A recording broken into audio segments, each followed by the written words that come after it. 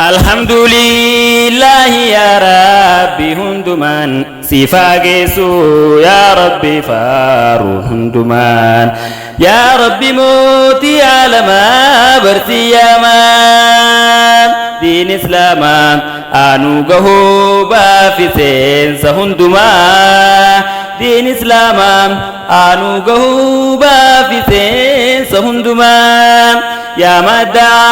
rashida gali dini dan jabada barada matan rashida dini mudi jabe facun sesisa ajabanu undang kalbi aste bisa ajabanu undang kalbi aste bisa dini Islam atukum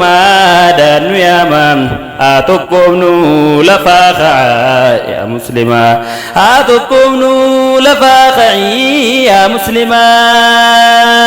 lafakhane hamsum sinu musliman lafakhane atum sinu din Islam lafakhane atum sinu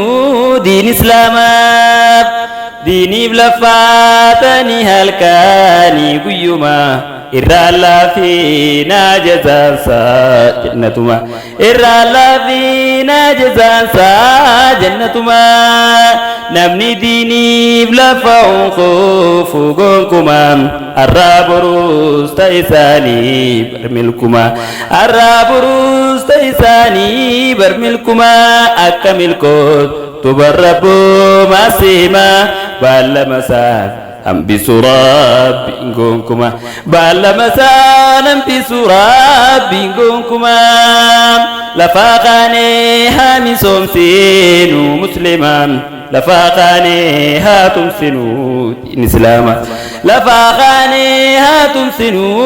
din Islam Abba madda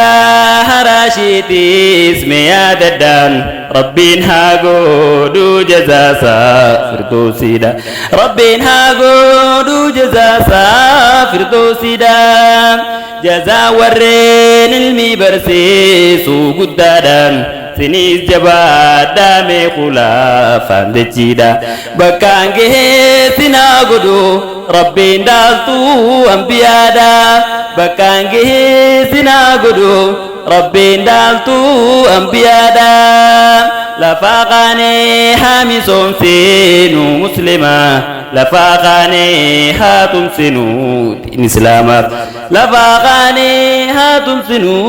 din Islam qotum fagatin dini rayal manamam ittisiki te baradus milkuma namni milkahu wajibu qosiyama ula sensa